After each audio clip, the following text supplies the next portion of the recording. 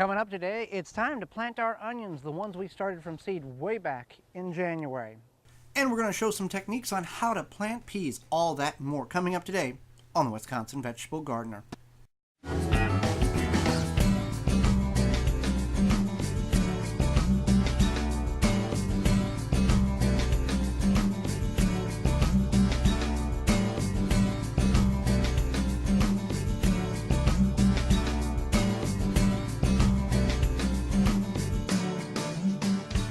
The Wisconsin Vegetable Gardener is sponsored in part by, for all your non-GMO, heirloom, organic, vegetable, flowers, and herb seeds, visit dollarseed.com. Sioux Growing Supply, located in Wausau, Wisconsin, focusing on certified leaf compost, an excellent amendment for poor soil, retains moisture and adds nutrients, which equals less watering. Available in Sioux organic seed starting kits, pre-filled trays and pots, bag and bulk. Visit SiouxCompost.com. Organic fertilizer for the health-conscious organic home gardener. Family owned and operated. Visit thewiveggardener.com. Don't poison your soil with municipal water. Attach a body, mind, and soil hose and filter. Free shipping exclusively through the WisconsinVegetableGardener.com. Just click on the body, mind, and soil icon. Authentic Haven brand soil conditioner for the home gardener. Easy to brew, 100% organic. Visit MinureTea.com. Welcome to the Wisconsin Vegetable Gardener. I'm Joy Baird. Today we're going to plant our onions. We prepared this bed about 2 weeks ago. We incorporated some bone meal into it to help for the roots to get established better, and also it's good for blooms as well. Onions, we're not looking at blooms, but we're looking for good roots, and that's the key to the whole onion process. Now this here is the onions that we have been growing inside under grow lights. You don't have to have grow lights, but at this point, if you haven't started your onions from seed, it's best that you go and buy the starts, not the little bulb sets, but the actual green sets. The little bulbs you don't want to, because sometimes they can go to seed the first year thinking that it's their second year growing. So the little plants you want to get. Now we've got a number of onions in this tray. So what we're going to do here is I'm going to take the center portion out. It's the biggest onions. These are the best onions we've ever grown from seed. The reason being, it's twofold. One, we used a 10 by 20 seed starting tray here. We filled it with soil, and this would allow enough moisture to retain it in the Sioux professional potting soil versus the 9-ounce cups, which the 9-ounce cups are fine if you can keep watering them every day. With this, I can mass water it, and then it would be good for 2 or 3 days. Second fold is we kept feeding it with Moo-Poo tea about every week. The little tea bags, you can reuse them multiple times, and it was able to really build the onions up to the point where we can get them in the ground and they're going to produce very well, and we'll continue to feed them with Moo-Poo tea as they're in the ground. So it's going to be pretty simple here. We've got a 10 by 4 foot bed, and we're going to set these off about I'm going to go every 4 inches, and we're going to kind of go from one end to the other, or until I run out of very bulky onions. Once I run out of bulky onions, I'm going to stop, because I'm going to take the rest back in, wait another 2 or 3 weeks, let them build up a little bit more, and bring them out and plant some more. Because if I just plant the very spindly onions, something like that, it's not going to end well, most likely. This thing, it may survive, but most likely it's going to not be it's going to go under stress a lot more than a bigger diameter onion set here, such as, let's pull this one out, such as this guy here. Got a lot more roots, much bigger diameter. This one's going to do much better. Now when I plant these in the ground, I'm going to put them about a ½ inch deep, and I'm also going to take, now these are a little spindly because I've been hardening them off, and we got a really hard frost last night, got down about 29 degrees. Onions are okay with that, as long as you don't have them in the ground and we get 17, 18 degree nights, multiple nights in a row. Onions will be just fine. What I'm going to do is I'm going to trim this top portion off. Everything above is going to get trimmed off. This will encourage more rapid top growth, and it'll be able to pick up a lot of nutrients in the soil because we've got good soil here in these beds. But also it will allow more top growth, and I can get rid of some of this flimsy stuff at the top. So we're just going to start, and it's pretty simple to get them planted just like that.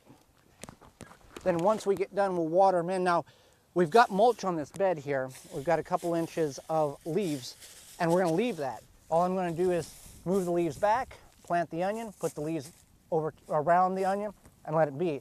That's for water retention and for weed suppression. So I'm just going to start in that corner there and just work my way down. Let's start.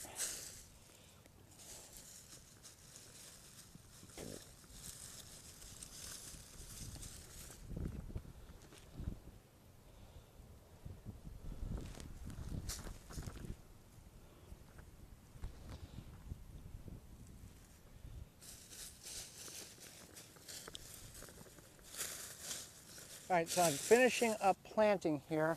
I've got approximately 112 onions in this bed here, and as I planted, I would come in and I'd cut, the top portions off a little bit, just try to help them reestablish some growth. And then what I'll do is I come in and mulch them pretty heavy with leaves here. So all you see is the little green tops. I'm just getting, leaves from that bed and wherever I can. Because the key here is with these onions being small like this, they're going to need a lot of moisture, and I don't want these to dry out. Forgot to trim that one. Now you can take the tops and eat them. I've ate several as I've gone through here. Just take and we mulch it pretty heavy. I'm going to have to get some more mulch from over here. And then this, probably a week or so, they will root in, get established, and everything will be fine, but I just don't want them to dry out. So that's pretty much it, the way to go ahead and plant the onions. Now, if you're in the northern portion of the United States, you want to plant long day onions. We've talked about this on the program before. If you're buying the sets, the little plants that look like this from the garden center, you want to get long day. They do have short day and neutral day onions as well. If you buy a short day or neutral day, you're probably just going to get top growth. Long day are designed, or nature has designed them to grow in the northern portions of the United States. So I still have quite a number of onions here. I'm going to take them back in, rehydrate them with Moo Boutique, keep them under the grow lights for another 2, maybe 3 weeks. And then we've used this bed up. We've got other gardens that we can go ahead and put these in. We maybe also can do some container gardening. So that's pretty much it. Now you would want to water these now that they're planted. We've got leaves on there, but the soil is extremely, extremely moist, so I'm not going to oversaturate it any more than it is. Everything's going to be nice and healthy and happy here because of the mulch. The mulch is the key. When it comes to mulch, whether you're in drought-stricken California, Tampa Bay, Florida, or Buffalo, New York, or right here in southeast Wisconsin, it is an important aspect of gardening. It retains the moisture that is in the ground. And a perfect example is this bed here that we're going to get our leeks planted in. Along the edges, the leaves blew away, so it became very dry, as you can see there. Now in the center where we have a couple inches of leaves where we're going to plant the leeks at, we're just going to move this back, and you can see the amount of moisture that is still there from a week of temperatures in the 30s and 40s. So if it can retain the moisture that well in cold temperatures, imagine the benefits that it can give you if it's 85, 90, or 100 degrees by having 2 or 3 inches of mulch on top of your plants, whether that be grass clippings, old leaves like we have here, or even straw. Retaining that moisture will greatly reduce the amount that you have to water and increase the health and the productivity of your plants because they're not stressing for moisture in the soil.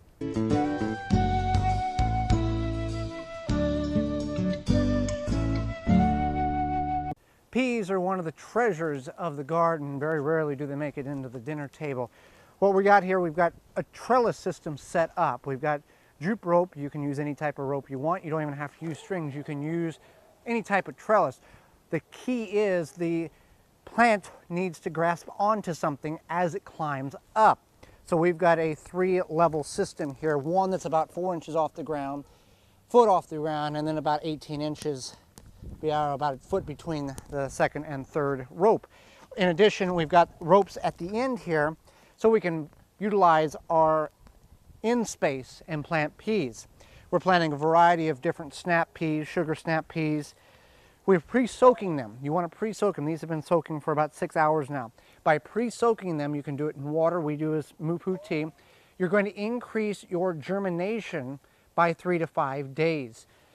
So by getting them in the ground, peas take about 70 days. They are a cool weather crop, and they can withstand some freezing temperatures, not prolonged, but they will withstand some very cold temperatures. So we're going to go ahead and get them in the ground. Now I'm planning on, you want to plant them about 2 inches apart. So that's what we've got here. We've got, I'm going to figure about 60 plants is kind of what we're going to put in here. Now if we run out of pre-soaked, we'll go ahead and do dried peas. They're just going to take a little longer to reach maturity or to germinate. But 70 days is what it takes. So I'm just going to start at the top here. Now the way we've prepped our bed, this may look unusual to some of you. We've taken leaves that we had laying around the yard, put them through the leaf mulcher, and went ahead and covered the bed. This was a bed that we had covered with Sue's certified leaf compost last year. We've also incorporated some of our compost that we made over the winter, covered it up with this leaf mulch to retain moisture and suppress weeds. And we're just going to plant under the string. We're just going to make a little trench here. I'm going to plant the seed. Well, here, let me do it this way here. I'm just going to make a hole here, and then each place where the hole is at, that's where the pea is going to go. And then as the pea emerges, then we can backfill the leaves around the base. I don't want to plant the pea, cover it up with leaves, because then the pea will suffocate in most instances.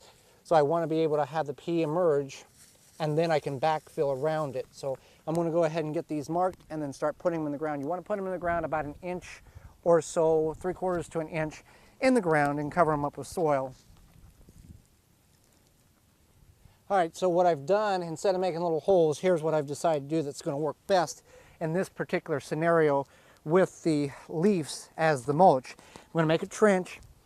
These will germinate in about 5 to 7 days. Once they germinate, then I'll come back in and backfill, so I make sure that they're not getting suffocated under the leaves.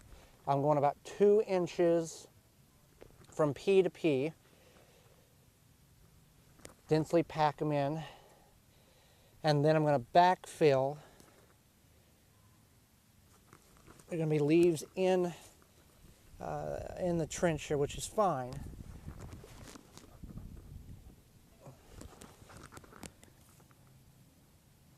Then I'm just going to backfill with about 1 inch of soil, and then press it down just to make sure we got everything solid here. And then once these peas come up, then I'm going to take the excess leaf mulch we have, or the leaves here, and backfill around all the seeds. That way it's going to be a lot easier to plant these and make sure they get good germination and not suffocate under the leaves. So I'm going to finish this row, and then I'll go ahead and work on the other two. All right, so I've got the 3 rows planted here, and I ran out of peas.